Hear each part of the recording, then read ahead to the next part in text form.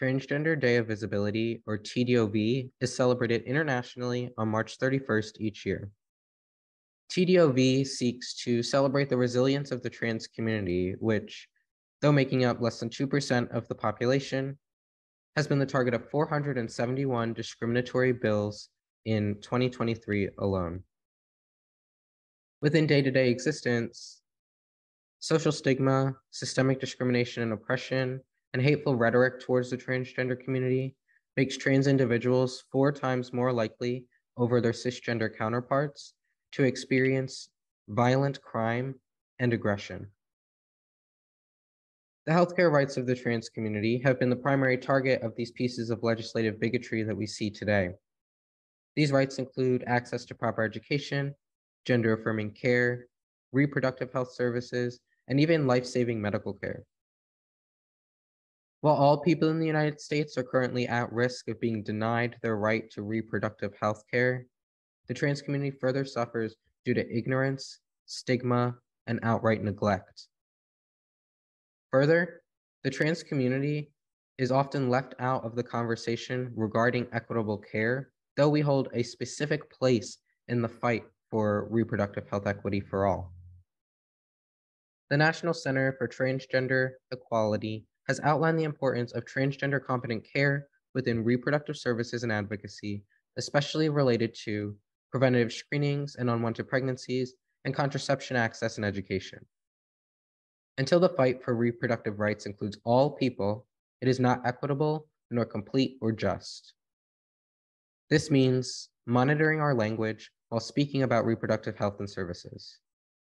Not all birthing and uterus-bearing people are women, and not all women are birthing people or have a uterus. Also, considering non-heterosexual intimacy that may lead to pregnancy. Intercourse between a trans man and a cisgender man, a trans woman and cisgender woman, or intercourse between any two people on the gender spectrum, which may lead to the conception of an unwanted pregnancy or other reproductive health concerns. Further, we must provide the same level of access in all spaces. This might include access to menstrual products in all restrooms, regardless of gendered assumptions, and including the fight for gender-neutral restrooms within the reproductive health conversation. We must consider the unique reproductive health journeys of transgender people, which includes how hormone replacement therapy might affect reproductive health and feasibility, fighting for affordable access to sperm banking and egg retrieval and freezing for all individuals who seek it. Also, advocating for insurance companies, healthcare providers, and other third-party payers to offer the same services to all people based upon need for such services and not upon gender marker, gender presentation, or legal gender labels. The trans community finds itself under attack from nearly all angles.